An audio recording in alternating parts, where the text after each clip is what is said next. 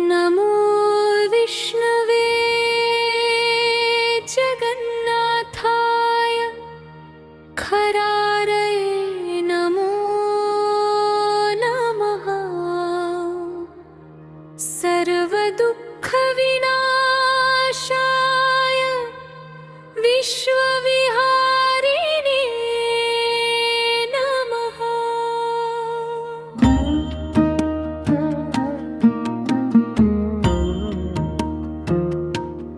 प्रबलाते जगच्छक्तिस्त्रैलोक्यं भासयत्यलम् तेजसा ते प्रकाशितं जगदेतचराचरम्।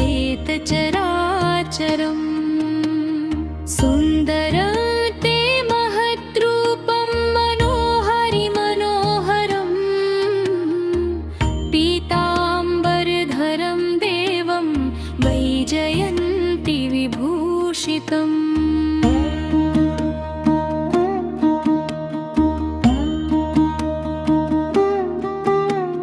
शङ्खचक्रगदा पद्मधारिणं पुरुषोत्तमम् दृष्ट्वा दैत्यगणा भीता द्रवन्ति दिशि दिशि। साधुभक्तजनानन्ददं दुष्टदैत्यविनाशकं सुखदं सर्वलोकानां दुःखदोषविनाशकम्।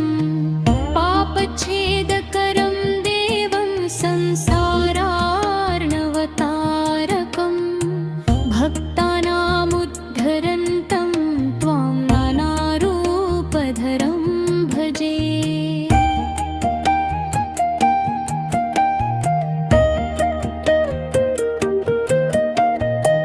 धरण्या प्रार्थितो रामो भूत्वा रावणमर्दनः अधर्मभारहर्ता त्वं रक्षिता धर्मवर्त्मना।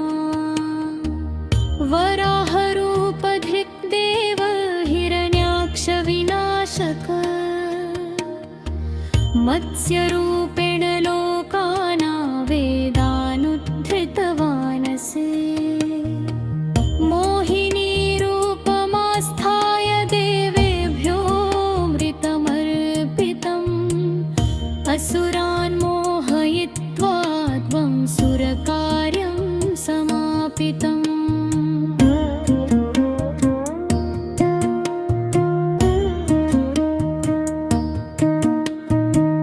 कूर्मरूपधर श्रीमान् मन्दराचलधारक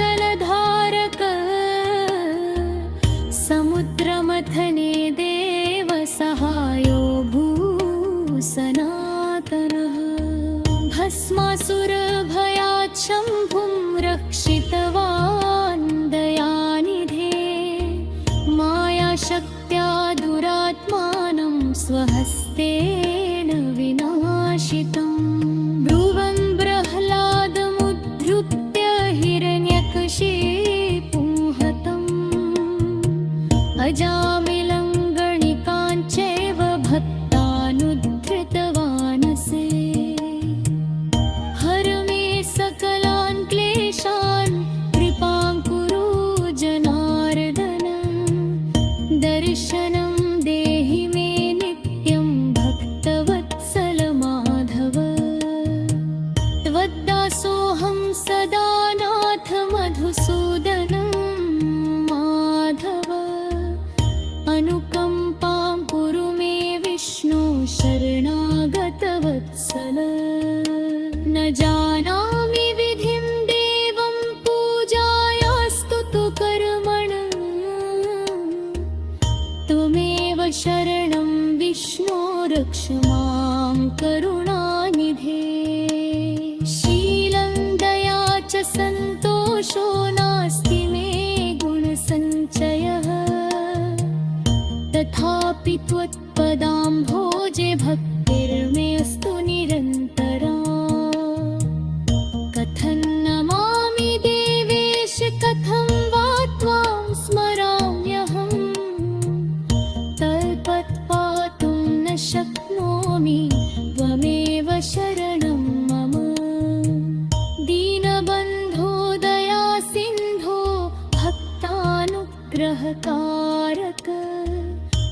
पापदोषभयध्वंसिन्मोक्षदं कुरु मे प्रभो। पुत्रपात्रधनं सौख्यं देहि मे पुरुषोत्तम। त्वत्पाददास्यमेवास्तु जन्म जन्मनि केवलम्। यः पठेत् श्रद्धया भक्त्या विष्णोस्तोत्रमिदं शुभम् स लभेत् परमं सौख्यं विष्णुलोकं च गच्छति।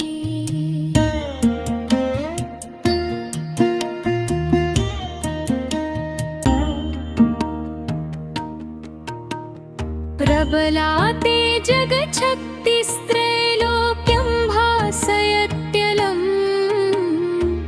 तेजसा ते प्रकाशितं जगदेतचराचरम्।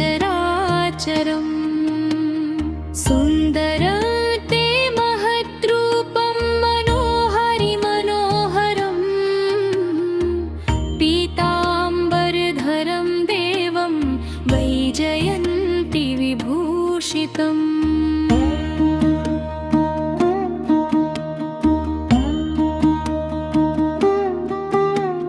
शङ्खचक्रगदा पद्मधारिणं पुरुषोत्तमम्। दृष्ट्वा दैत्यगणा भीता द्रवन्ति दिशि दिशि। साधुभक्तजनानन्ददं दुष्टदैत्यविनाशकम्। सुखदं सर्वलोकानां दुःखदोषविनाशकम्। पापच्छेदकरं देवं संसारार्णवतारकम्। भक्तानामुद्धरन्तं त्वां नानारूपधरं भजे।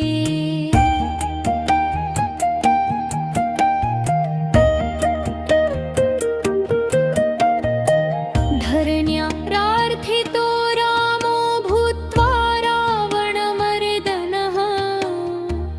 अधर्मभारहर्ता त्वं रक्षिता धर्मवर्त्मना। वराहरूपधृक्देव हिरण्याक्षविनाशक।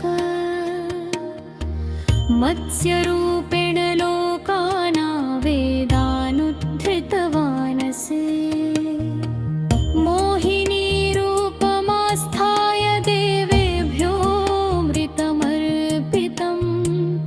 असुरान् मोहयित्वा त्वं सुरकार्यं समापितम्।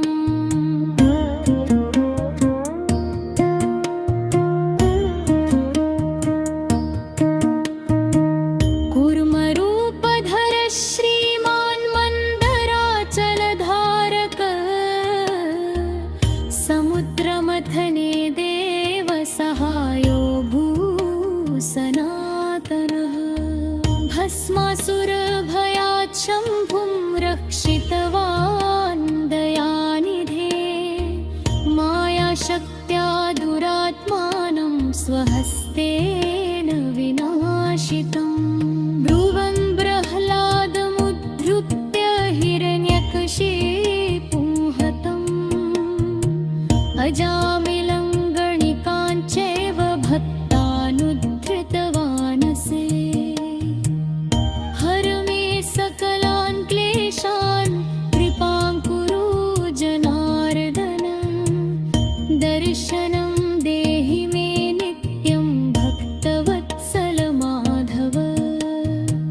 त्वद्दासोऽहं सदा नाथ मधुसूदनं माधव। अनुकम्पां कुरु मे विष्णु शरणागतवत्सल। न जानामि विधिं देवं पूजायास्तु तु कर्मण। त्वमेव शरणं विष्णो रक्ष मां करुणानिधे। शीलं दया च सन्तोषो नास्ति मे गुणसञ्चयः। तथापि त्वत्पदाम्भोजे भक्तिर्मे अस्तु निरन्तरा। कथं नमामि